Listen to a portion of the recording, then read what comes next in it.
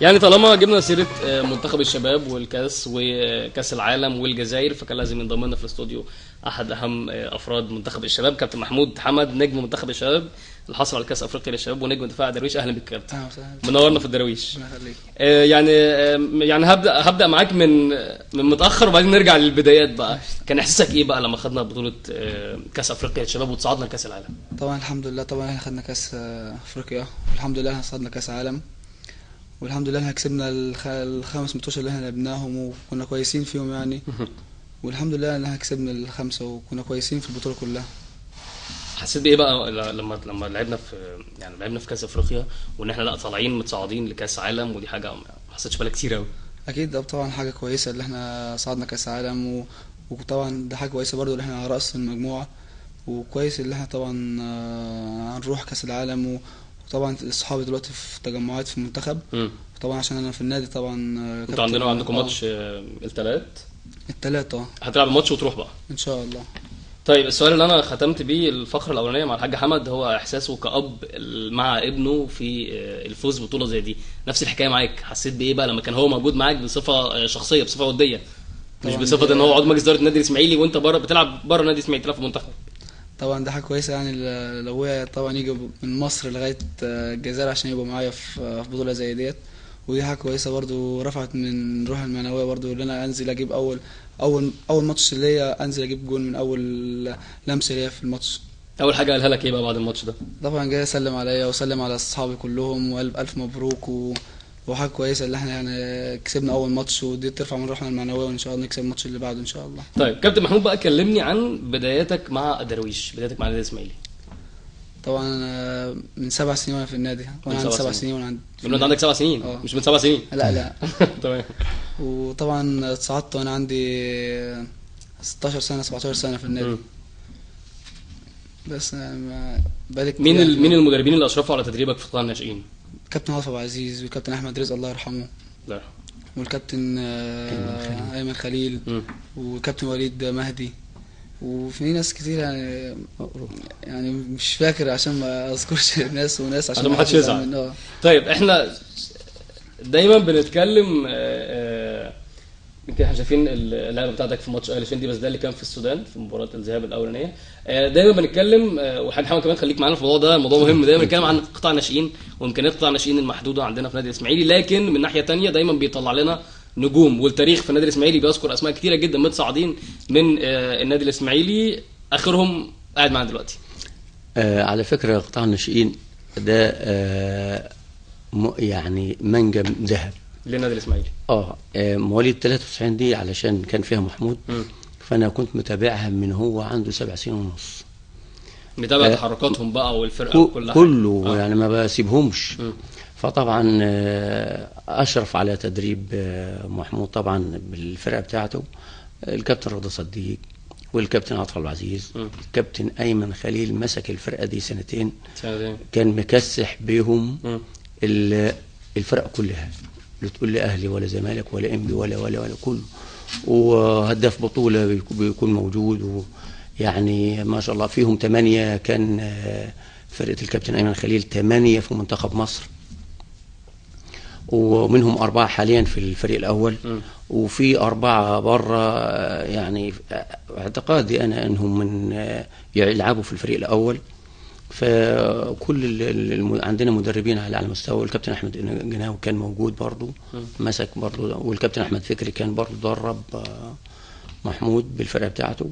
فكل المدربين عندنا مدربين كفء يطلعوا ناشئين ممتازين ويطلعوا للفريق الاول. بس احنا السنه دي بصراحه ما كانش الاهتمام الجدي في قطاع الناشئين، ما كانش فيه الاهتمام. لا لان بس برضه بالرغم ده احنا طلع عندنا 4 أو 5 في 4. هو ال4 ده من قبل ما احنا نتاج الفتره قبل ما احنا نيجي بصراحه يعني مش. طب ايه السبب ان احنا لسه ما وصلناش لقطاع؟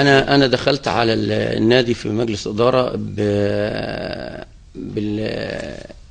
قلت انا هامسك قطاع الناشئين، انا هعمل ملاعب لقطاع الناشئين واي حاجه لقطاع الناشئين، وانا قلتها في تصريح رسمي قبل الانتخابات. فدخلت وداخل بكل ثقلي اني اشتغل، لان انا داخل مش مظهره اقعد، او انا مش بتاع كراسه على داخل فكرة. اعمل حاجه يعني. اعمل حاجه. تمام. فاشتغلت، فلقيت في عرقله من في نقط، من اسماء من اسماء، بس احنا ممكن نصنفهم من ان هم مش عايزين انا انجح، يتحرك لقدام. حضرتك انا انجح. فطبعا قلت ايه، انا برضه هشتغل. رحت عملت الملعب اللي هو بتاع الفريق الاول، اللي هو مش عارف ملعب 2 أو 3. ملعب 2. ورحت المحافظ انا والباشمهندس خالد فرو والحاج محمد كان موجود، مش فاكر بديع بيه موجود والله الظاهر موجود. فطبعا انا طلبت من المحافظ انه يديني ملعب السلام 25 سنه حق انتفاع، وانا اعمل الملعب. فقال لي لا 5 سنين. قلت لا، انا هخسر لنص مليون على ملعب وبعدين اسيب بعد 5 سنين.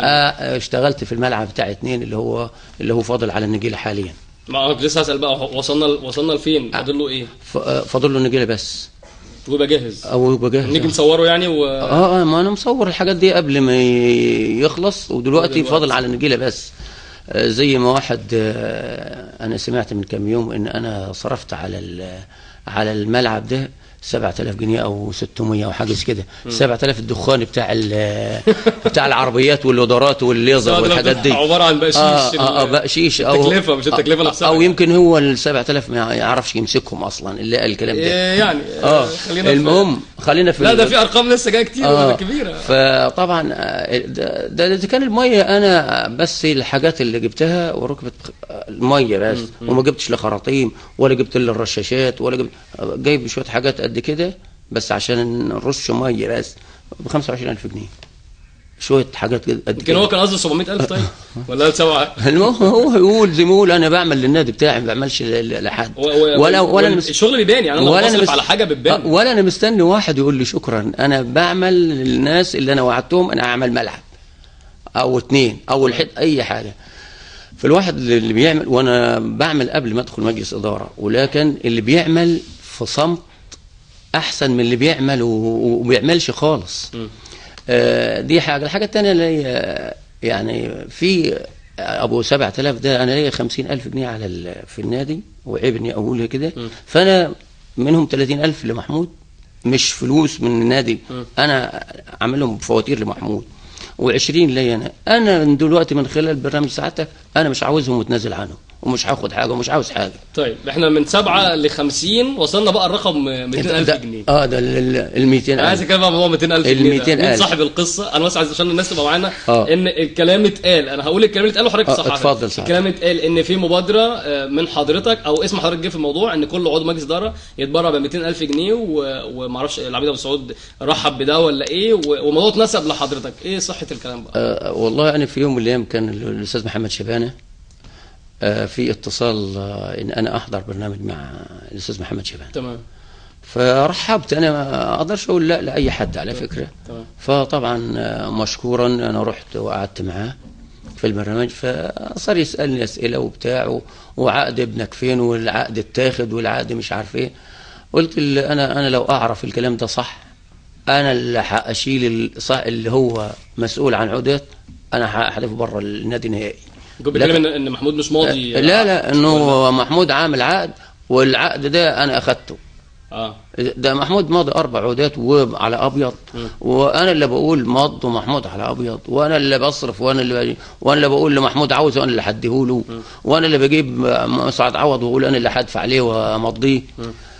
فالمهم الاستاذ محمد شبانه قال لي طب لو المجلس تبرع، يعني مبادره من الاستاذ محمد شبانه. جميل. لو المجلس تبرع، الواحد يتبرع ب 200000 انت تدفع. قلت رغم ان انا بعمل مش اختصاصي الكلام ده، وانا بعمل ملاعب وبصرف، انا ممكن يكونوا اتصرفوا اساسا ال 200000. لا ولو صرفت حتى انا قطاع الانشطه انا بديهم مكافئات وبعمل لهم حفلات. اي واحد بيعمل حاجه انا اللي بعمل حفلات، وانا اللي بعمل لهم كل حاجه. وفي سفر، والمسؤولين عن الانشطه الرياضيه بالتليفون يسالهم وانت تعرف. فقلت لو دفعوا 200000 انا مش احسن منهم، انا هدفع 200,000 لو كل اعضاء مجلس لو الإدارة؟ كل الاعضاء دفعوا ده 200,000. تدبيس على الهوا ده. لا انا مش تدبيس، مش انا حضرتك، ممكن كل ناس تانية يعني. انا ادفع زي العسل على قلبي بالنسبه لنادي الاسماعيلي. لكن انا اصلا اي حاجه في تاريخ حياتي جبتها من عرق جبيني. الحمد لله، لا بسمسر ولا بتاع سمسره، ولا انا الحمد لله في لجنه كوره عشان اجيب لعيب وسمسر، ولا عندي ولد ما بيعرفش يلعب عشان يلعبه، ولا عندي كل الكلام ده مش عندي نهائي. وعندي دغري، ولو ابني بيعرفش يلعب يروح البيت، ولو ابني ملهوش في الكوره يروح. يعني يمكن اللعيبه تحديدا مستواها بيبان والناس كلها تحكم عليه، مش احنا ولا عضو مجلس ودي جهاز فني. محمود لو في الملعب ما بيعرفش يلعب، الجمهور قبل اي حد هيقول ما بيعرفش. اي اسم تاني ما بيعرفش يلعب، الجمهور هو بالظبط. فطبعا قلت انا زي لو دفعوا انا هدفع. طب هو السؤال بس، اعضاء مجلس اداره مش المفروض ملتزمين بان هم يتبرعوا بمبالغ زي دي للنادي، لكن ملتزمين بتنميه الموارد اللي تفضل دايما؟ ما انا هقول لسعادتك اهو. فطبعا انا قلت ايه، ردود بقى عليها. انا عرفت الموضوع لعبه كده سخيفه من حد ما، ان احنا نعمل الحركه دي عشان الحاج ابو حمد يدفع. فانا جبت الاستاذ احمد عبد الحليم على الهوا، والكابتن عاطف على الهوا، يجوم هم، وانا جبت الاستاذ احمد بس. المهم قلت انا وانا صادق يعني، اقسم بالله العظيم لو انا فعلا الدفع لدافع، لان الواحد 200,000 بالنسبه للنادي الاسماعيلي مش حاجه.